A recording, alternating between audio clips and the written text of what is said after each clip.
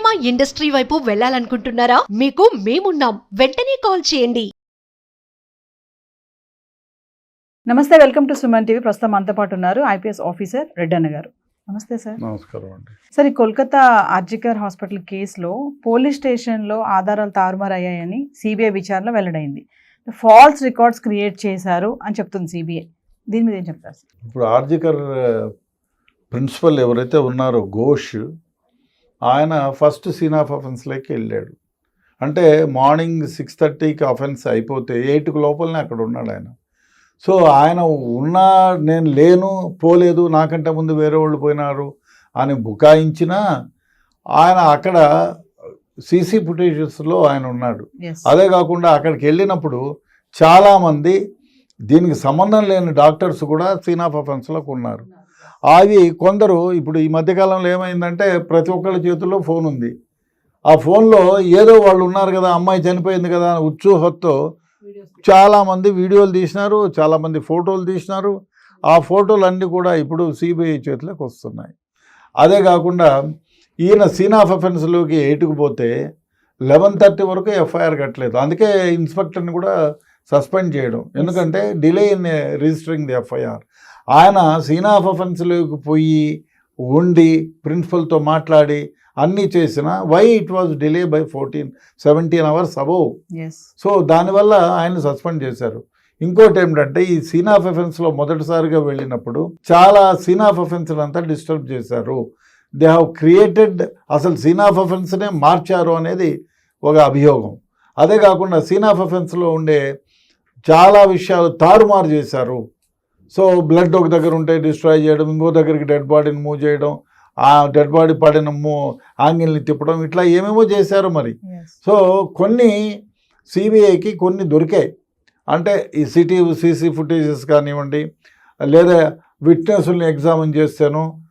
కొందరిని ఇప్పుడు 10 మంది ఎగ్జామిన్ చేస్తే అరే ఫలానా ఆయన ఆ రోజు ఎన్ని గంటలకు పోయినాడు అంటే ఆయన చెప్పేదానికి దీనికి డిఫరెన్స్ ఉంటుంది.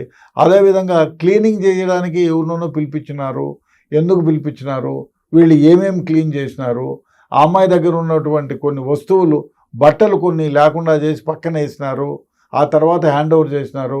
ఇట్లా సీన్ ఆఫ్ అఫెన్స్లో చాలా విధాలుగా వాళ్ళు డిస్టర్బ్ చేసినారు సీన్ ఆఫ్ అఫెన్స్ని. సో అవన్నీ కూడా రిట్రీవ్ చేస్తున్నారు. ఎవరెవరి దగ్గర ఫోటోలు కలెక్ట్ చేసి ఆ విట్నెసెస్ ఫస్ట్ ఎవరు చూసినారు, ఇప్పుడు ఎవరో ఒకరు చూడాలి కదా ఫస్ట్ చూసింది ఎవరు, ఆ తర్వాత ఆయన ఎవరికి ఇన్ఫామ్ చేశారు, ఆర్జికర్ ప్రిన్సిపల్కి ఎప్పుడు తెలిసింది. సో ఇవన్నీ కూడా రిట్రీవ్ చేస్తున్నారు.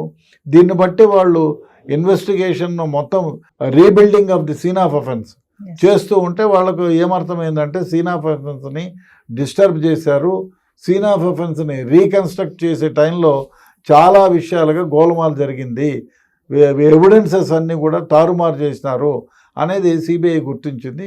సో ఇన్వెస్టిగేషను ఏమేమి తారుమారు చేసి ఉంటారు, ఎంతవరకు తారుమారు చేసేటువంటి అవకాశం ఉంది, అదే కాకుండా ఒరిజినల్గా ఏవైతే జరిగిందో ఇన్సిడెంటు దానికి సంబంధించినటువంటి రక్తపు మరకలు కానివ్వండి, ఫింగర్ ప్రింట్స్ కానివ్వండి, మిగతా విషయాలన్నీ కూడా అది ఇంటాక్ట్గా ఎక్కడ ఉంటాయి, దానినంతా ఫింగర్ ప్రింట్స్ను అవన్నీ లిఫ్ట్ చేసి, సో అదేవిధంగా స్ట్రెయిన్స్ ఎక్కడెక్కడ పడ్డాయి, ఆ డెడ్ బాడీ పడిన దగ్గరే ఉన్నాయా, దూరంగా ఉన్నాయా, సో కొన్ని దూరంగా ఉన్నట్టు కూడా గుర్తించారు.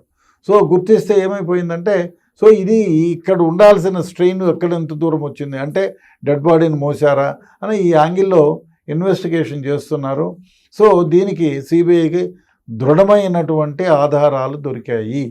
ఏమిటి, ఇక్కడ సీన్ ఆఫ్ అఫెన్స్ డిస్టర్బ్ అయి ఉంది అని. సో అందువల్ల దాన్ని కనెక్ట్ చేయడానికి scientific way of investigation start చేశారు సిబిఐ. చాలా పకడ్బందీగా చేస్తున్నారు. అదేవిధంగా ఆ ప్రిన్సిపల్ని చాలా క్వశ్చన్స్ అడిగారు. ఈ సీన్ ఆఫ్ అఫెన్స్ చేంజ్ చేసిన దానిలో ఎందుకు చేంజ్ చేయాల్సి వచ్చింది, నువ్వు ఎందుకు వెళ్ళావు, పోతే ఎందుకు నువ్వు ముందుగా కంప్లైంట్ ఇవ్వలేదు, కంప్లైంట్ ఇస్తే ఇన్స్పెక్టర్ వచ్చినాడు కదా నీ దగ్గరికి, why you have not insisted him to take the register a case early. ఇవన్నీ కూడా అన్నీ కూడా ఆయన వైపుకే, తప్పులన్నీ ఆయన వైపుగా జరుగుతున్నాయి. అందుకే ఆయన అరెస్ట్ చేశారు. అదేవిధంగా అనుమానంతో ఈ కేసులో ఇన్వెస్టిగేషన్ ఆఫీసర్ ఎవరైతే ఉన్నారో ఎస్హెచ్ఓ, సో ఆ ఎస్హెచ్ఓను కూడా ముద్దాయిని చేసి, ఎందుకంటే డిలే ఇన్ అంటే కొల్యూడింగ్ విత్ ది అక్యూజ్డ్, అక్యూజ్డ్తో మిలాఖాత్ అయ్యి ఈ సీన్ ఆఫ్ అఫెన్స్ డిస్టర్బ్ చేసిన, అదేవిధంగా డెడ్ బాడీని షిఫ్ట్ చేసే దాంట్లో తొందరపడి వాళ్ళకు డెడ్ బాడీని ఇచ్చేయటం, అదేవిధంగా ఆ సీన్ ఆఫ్ అఫెన్స్లో ఉన్నా కూడా ఆ పంచనామా లేటుగా రాయటం, ఎఫ్ఐఆర్ లేటుగా కట్టడం, దీనివల్ల SHO కూడా అరెస్ట్ చేసినారు, ఆయన ముద్దాయిని చేసినారు. అది అభిజిత్ని కూడా ఇంట్రాగేట్ చేస్తున్నారు. ఇప్పుడు ఇంకొకటి ఏమిటంటే ఈ అక్యూజ్డ్ని ఇంకొక ఎమ్మెల్యే తృణమూల్ ఎమ్మెల్యేని కలిపి ఇంట్రాగేషన్ చేస్తున్నారు ఇవాళ. బహుశా అది చేస్తే ఇంకా కొన్ని వ్యవహారాలు బయటకు వస్తాయి. సీన్ ఆఫ్ అఫెన్స్ని ఎందుకు డిస్టర్బ్ చేశారు, డెడ్ బాడీని ఎందుకు తొందరపడి డిస్ట్రాయ్ చేశారు, అంటే సెకండ్ రీపోస్ట్ మార్టం చేసే అవకాశం లేకుండా డెడ్ బాడీని డిస్ట్రాయ్ చేశారు. సో అది ఎవరు ప్రోద్బలము, ఎందుకు చేశారు, దీని వెనకాల ఎవరున్నారు, ఈ మర్డర్ జరిగిన దానివల్ల ఆర్జేకర్ యూనివర్సిటీ దాంట్లో మెడికల్ కాలేజీలో ఉండేవాళ్ళైనా లేదా బయట వ్యక్తులు ఎవరైనా వచ్చారా అనేది ఇప్పుడు ఇన్వెస్టిగేషన్ చేస్తున్నారు. ఏది ఏమైనా ఇన్వెస్టిగేషన్లో తేలిండేది ఏమిటంటే వీళ్ళు సీన్ ఆఫ్ అఫెన్స్ని డిస్ట్రాయ్ చేశారు. మనం ఒక వీడియోలో చెప్పుకున్నాం కదా సార్, క్రైమ్ సీన్ లోకి 20 నుంచి 30 మంది వచ్చేసారు, అక్కడికి గందరగోళం చేశారు డిస్టర్బ్ చేయడానికి అనేసి. అంటే ఇప్పుడు సిబిఐ ఖచ్చితంగా కన్ఫర్మ్ చేసేసింది అంటారా క్రైమ్ సీన్ ట్యాంపరింగ్ చేయడానికి జరిగింది? క్రైమ్ సీన్ ఆఫ్ అఫెన్స్ని డిస్టర్బ్ చేశారు, కొన్ని ప్లాంట్ కూడా చేశారని, అనవసరమైన కొన్ని ప్లాంట్ చేశారు, కొన్ని ఎవిడెన్సెస్ డిస్ట్రాయ్ చేశారని సిబిఐ కన్ఫర్మ్ చేసింది. కన్ఫర్మ్ చేస్తే ఇవన్నీ చేస్తాను. షీ వాంటెడ్ టు రీకన్స్ట్రక్ట్ ఎక్కడెక్కడ ఏమేమి జరిగింది అనేది తీసుకుంటున్నారు. అన్ని ఇన్వెస్టిగేషన్ కంప్లీట్ అయిన తర్వాత what is exact position of the scene of offence, why they destroyed, ఎంతవరకు డిస్ట్రాయ్ చేశారనేది బయటకు వస్తుంది.